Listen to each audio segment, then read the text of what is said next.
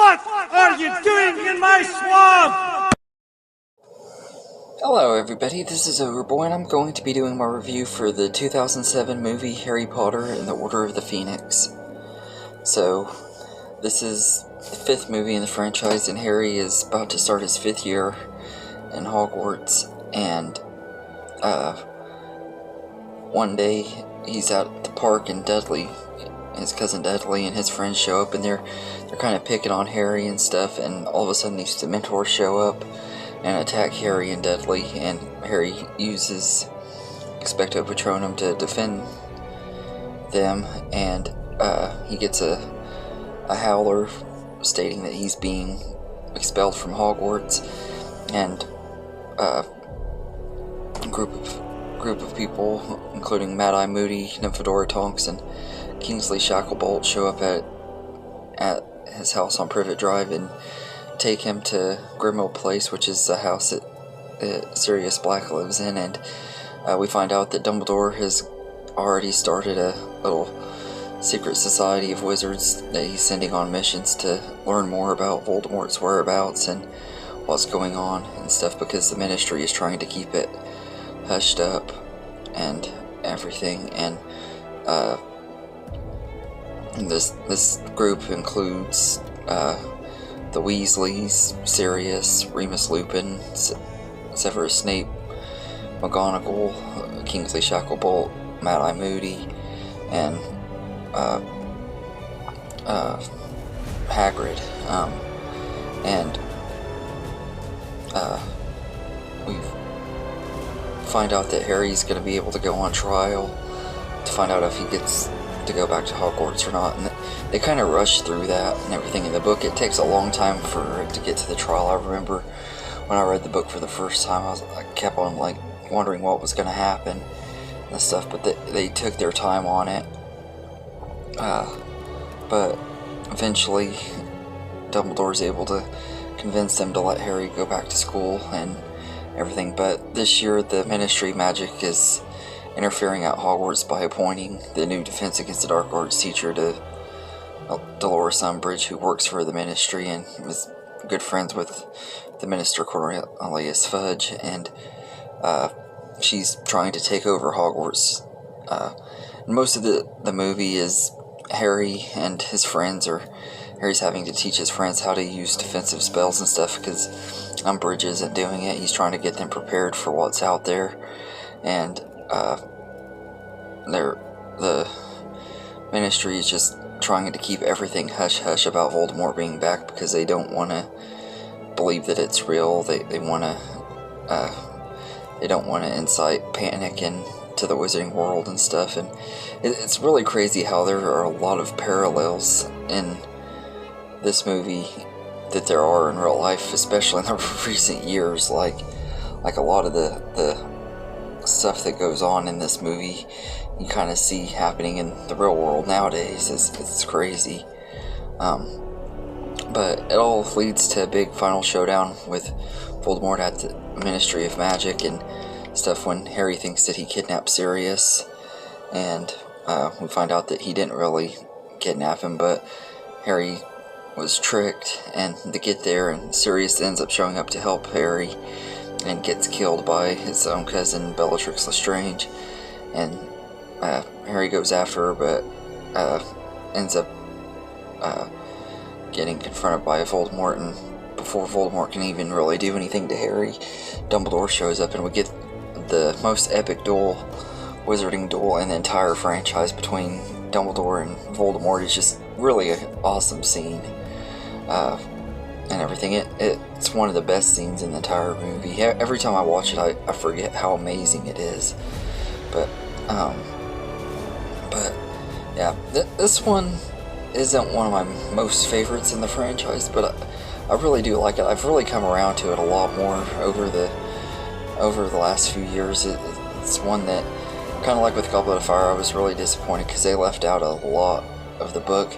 But when I reread the book last time, I realized a lot of the stuff they left out was stuff that didn't really have to be in the movie. They took the most important stuff in here that that they needed, but there were still some things in the book that I really wish they would have kept, especially the scene when they go visit Mr. Weasley in St. Mungo's Hospital and you get to see Gilderoy Lockhart and Neville's parents. I personally felt like that was a really important part of the book that should have been in the movie. And they cut Dobby out, which, once again, like they did with Goblet of Fire, they gave his part to Neville, which, in a way it sucks, in a way it doesn't, because by the time the way the last one ends, Neville kind of gets a lot more to do in these movies, and I kind of like that they did try to do more with him and stuff, and it makes sense with the way he's written at the end of the last one. So it's kind of cool that he gets to have a big final part in this franchise and stuff. So this one is one of the ones that kind of leads up to that, and the Dumbledore's army scenes are some of the funnest scenes in the movie as well, especially the scene when they're practicing the spells and stuff, and Ron tells Hermione he's going to go easy on her, and she does a Stupefy, and he goes flying backwards, and he lets out that little yelp. Every time I watch it, it just cracks me up. It's absolutely hilarious. And another scene that I love, right after Harry kisses Cho, and it shows them in the common room, and they're all just kind of talking, and Harry's saying she was crying and stuff, and Ron kind of giving him a hard time, saying you're that bad at it, and Hermione tells him he has the emotional range of a teaspoon, and that scene is just one of those little moments in this franchise that just, one of my favorite things about this franchise. You get the little moments between the friends and stuff that's always just a lot of fun to watch and stuff, and we get a little bit of Snape's backstory, which I wish they would have done a lot better and stuff, instead of making it go by so fast. I know they were trying to save most of his backstory for the last one, but I wish they would have played the scene out a little bit longer and made it more like it was in the book. It would have made it a lot better, and everything, and had more foreshadowing for what was to come later. But I think for the most part, with what they did with this movie, it's like the longest book and the shortest movie at the time it came out. So I like that they really did try to get it as good as they could with such a small budget, or small runtime, I mean. And there, like I said, a lot of the stuff they omitted from the book, most of it was stuff that didn't have to be in there. It just would have made the movie better and stuff. And there was more stuff with Sirius that would have fleshed him out more and made the ending of his death and stuff a lot better if they would have kept that in the movie. Especially with in the last book, there's a whole chapter of just Harry trying to comprehend Sirius's death and his grieving and stuff that would have made the movie so much better. And they could have added that in there without making the movie. They could have added a 10-minute scene where it shows him dealing with his grief and stuff, but they just totally ignore it, and the ending just feels really rushed and everything. So that's one of the big negatives I have with this movie, is there were important parts in there that I felt like should have been in this movie too. But that's just a common complaint most Harry Potter fans would say. But that being said, I really do like this one a lot. The new characters are all really great. This is one where we get introduced to Luna Lovegood, played by Ivana Lynch, and she kind of became a fan favorite, and I've always really loved Luna. Even in the books, I thought she was great. She's just a really likable character, and Ivana Lynch is just absolutely perfect in the role. She was definitely one of the examples of perfect casting, which pretty much everybody in this franchise are known to be perfect casting. And I really like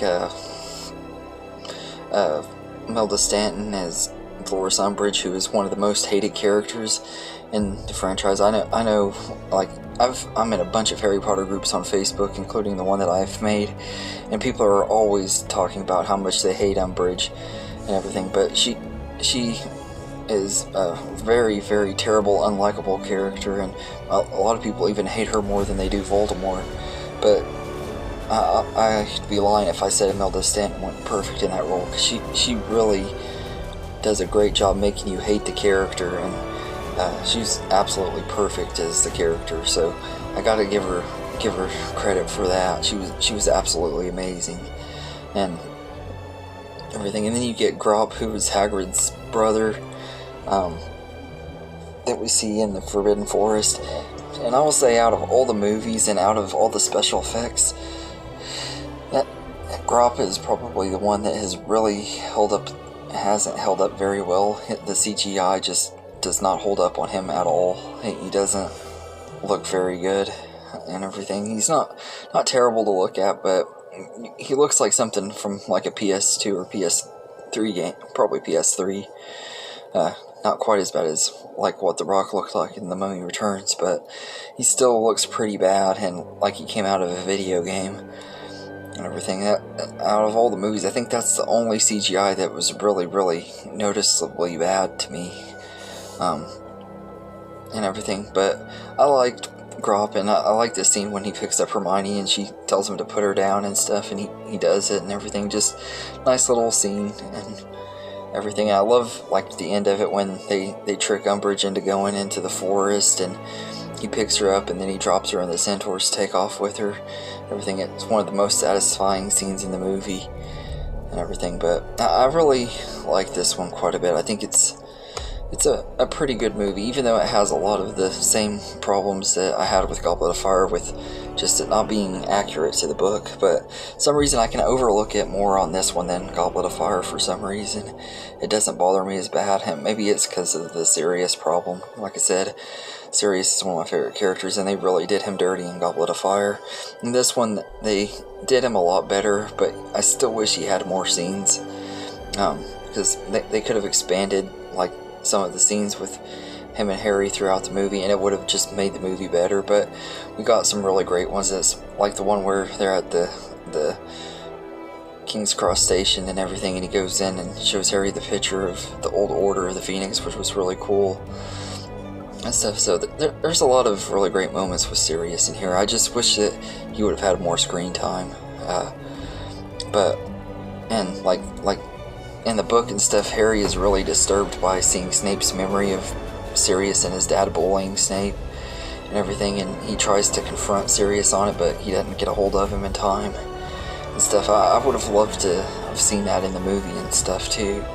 But all in all, I think that Harry Potter and the Order of the Phoenix is a great entry into the franchise, and it was kind of underrated for a while when it first came out, but people have really come around to it in recent years, partially probably because they've really started noticing how much the political aspects in the wizarding world mirror our own.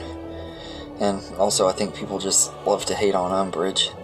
But yeah, so I'd say I'd give Harry Potter and the Order of the Phoenix an 8 out of 10. It's really entertaining, not quite as good as the first 3 movies, but definitely better than the 4th one and everything. So but yeah, anyway, let me know in the comments what you think of this movie, and I hope you enjoyed this video, and have a good day, everybody.